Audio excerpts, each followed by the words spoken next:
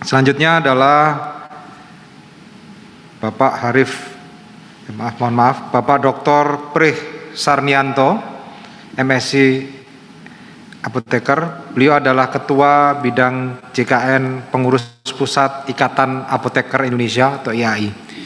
Kepada yang terhormat Bapak Dr. Prih Sarnianto, waktu kami persilahkan. Terima kasih, moderator. Selamat sore, Prof. Gufron dan seluruh jajaran Direksi BPJS. Selamat sore, Ketua DJSN dan seluruh peserta yang saya hormati. Saya mewakili Ketua IAI yang ada keperluan lain. Ya. Saya udah menyerahkan slide, mungkin bisa ditampilkan.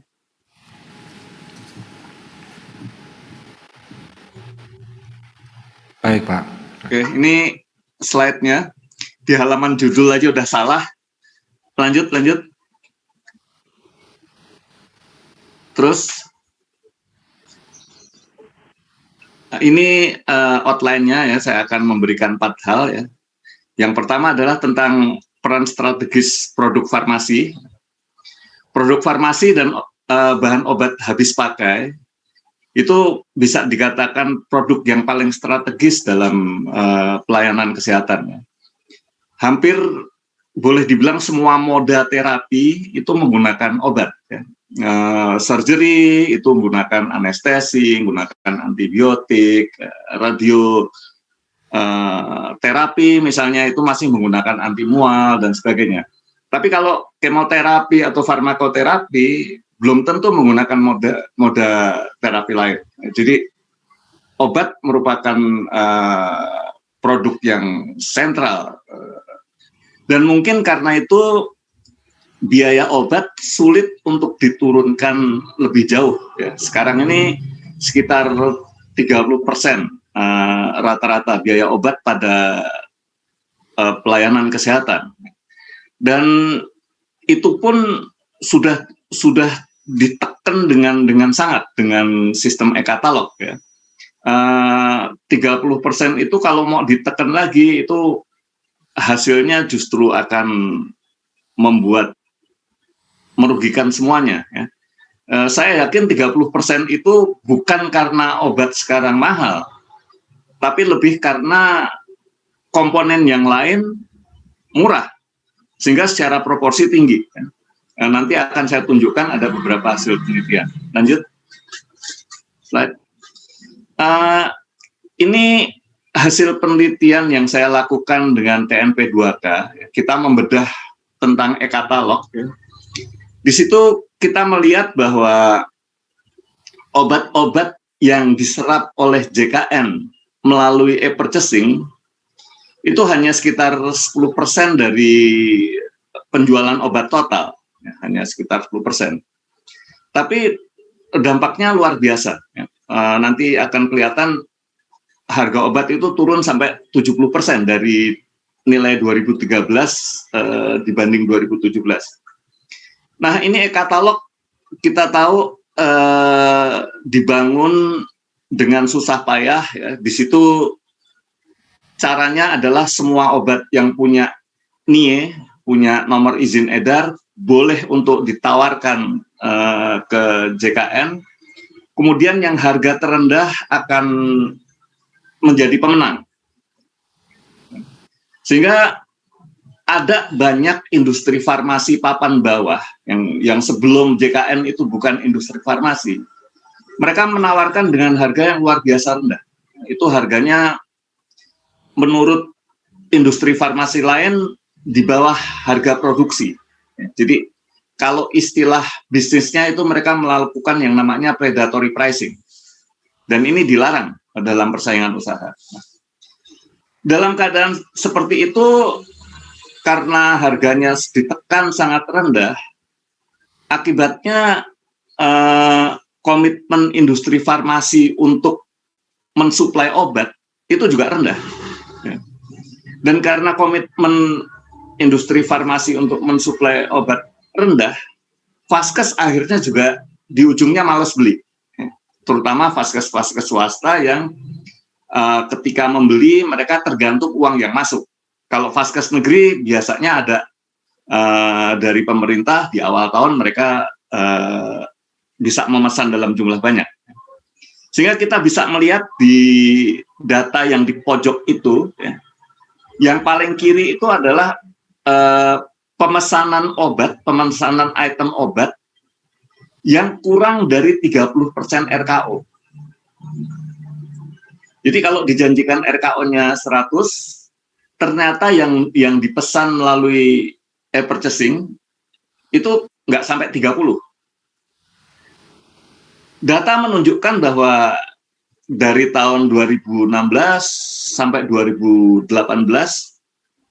pemesanan yang kurang dari 30% RKO itu meningkat terus. Ya. Saya ada data 2019 ya. Pada 2019 sekitar 41% item obat yang ada di e-katalog itu pemesanannya kurang dari 30% RKO-nya. Data 2019 belum bisa saya tampilkan karena belum didiseminasi oleh TNP 2K. Hal ini menunjukkan bahwa baik vaskes maupun industri farmasi itu sudah mulai meninggalkan e-katalog. Ya.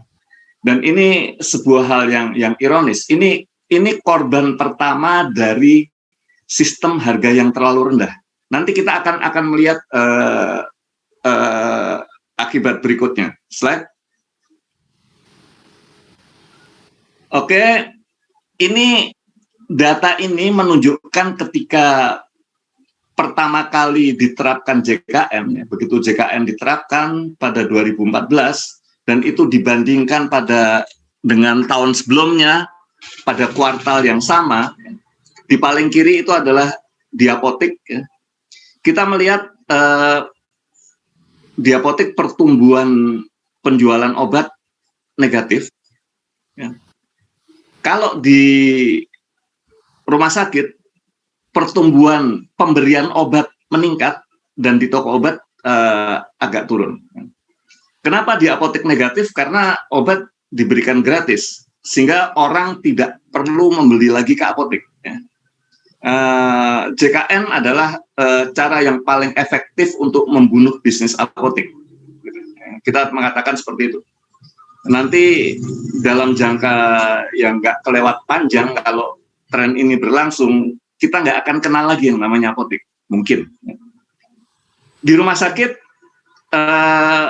obat diberikan gratis, dan pelayanan kesehatan juga diberikan gratis, sehingga orang yang tadinya tidak dapat mengakses kesehatan, kemudian dapat mengakses kesehatan. Ya. Sehingga banyak sekali orang yang ke rumah sakit. Ya. Nah, tapi kalau kita bedah inasi digis, ya, di situ tidak ada satupun pos untuk fee tenaga kefarmasian. Di sini tenaga kefarmasian ketiban pekerjaan yang berkali-kali lipat tanpa insentif apapun. Ya, itu hal yang pertama kita rasakan. Dan ini berlanjut sampai sekarang. Kalau itu ada insentif itu biasanya atas inisiatif vaskes. Karena di inasi digis nggak ada. Slide selanjutnya. Kalau tadi kita bicara mikro, kita bicara makro sekarang. Kita lihat itu 2013 sebelum penerapan JKN, orang yang tercakup asuransi itu hanya 76 juta. Begitu JKN diluncurkan, tinggal 3 menit lagi, Pak. Oke, yang tercakup sekian, tapi kita lihat bahwa pertumbuhan kepesertaan tidak disertai dengan pertumbuhan penjualan obat.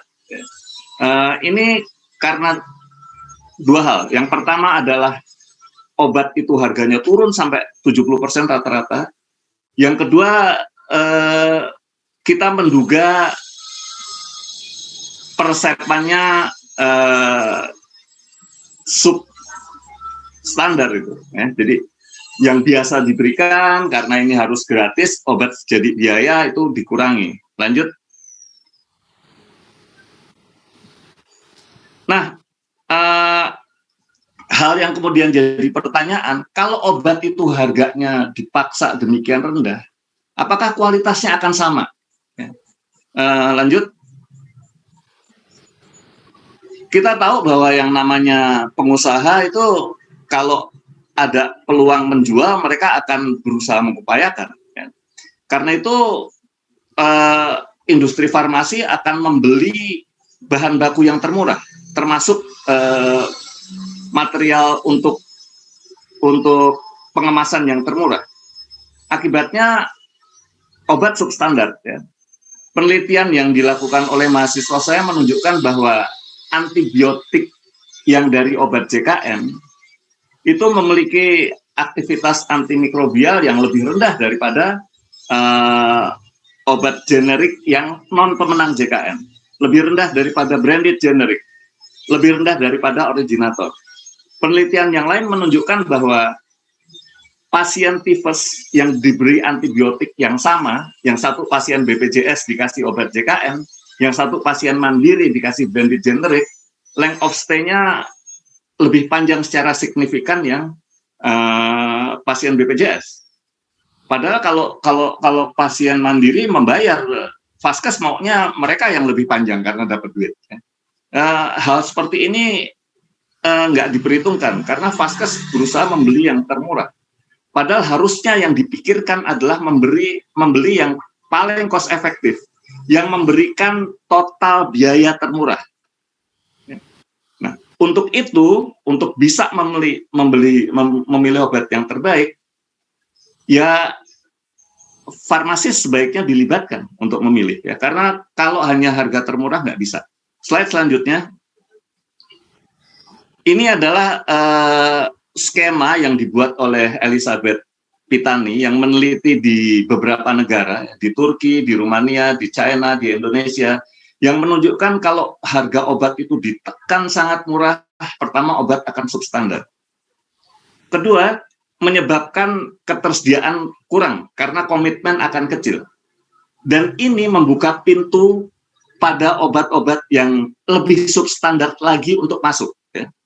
Kita tahu peraturan bahan baku obat itu tidak seketat peraturan terhadap obat jadi. Nah, bahan-bahan baku obat yang tidak diterima oleh industri yang baik, itu akan jatuh ke industri yang tidak bertanggung jawab, sehingga mereka menjual obat sangat murah, kadang lebih murah dari obat e-katalog. Ya. Dan kalau obat-obat seperti ini dipakai oleh berjuta orang Indonesia, karena masuk ke sistem yang kita tahu sekarang melingkupi 82% penduduk, kita akan memetik akibatnya sekian tahun kemudian. Kita tahu obat-obat di Amerika yang obat dijual dengan harga reguler aja, itu terbukti beberapa kali mengandung impurities yang sifatnya karsinogenik, sehingga ditarik dan Indonesia ikut-ikutan narik. Bayangkan obat-obat JKN yang dipaksa murah dan menggunakan bahan obat yang mungkin KW7. Kita tahu sekarang produsen utama bahan baku obat bukan lagi negara barat yang punya standar tinggi, tapi India dan China yang mau menyediakan obat dengan harga berapapun. Suatu zat kimia itu harganya lebih dipengaruhi oleh bagaimana menghilangkan impurities ketimbang bagaimana mensintesis. Itu sebabnya etanol teknis jauh lebih murah daripada etanol yang untuk pharmaceutical. Etanol pharmaceutical jauh lebih murah daripada etanol yang untuk analytical, ya, dan seterusnya. Karena apa? Menghilangkan impurities itu jauh lebih mahal daripada mensintesis. Ya. Mohon izin, Pak, waktu sudah habis. Mohon maaf. Nah, oke, karena itu kita menyarankan agar pihak-pihak yang mengerti tentang kualitas obat dilibatkan, baik kelembagaan maupun profesi. Terima kasih. Baik, kita berikan aplaus untuk Pak Dr. Pri Sarnianto. Terima kasih banyak masukan dan saran kepada kami dari Pak Dr. Pri Sarnianto. Kita akan pilah-pilah dan kita akan petakan sesuai dengan skala prioritas. Bagaimanapun apresiasi untuk masukan Bapak. Terima kasih Pak Pri.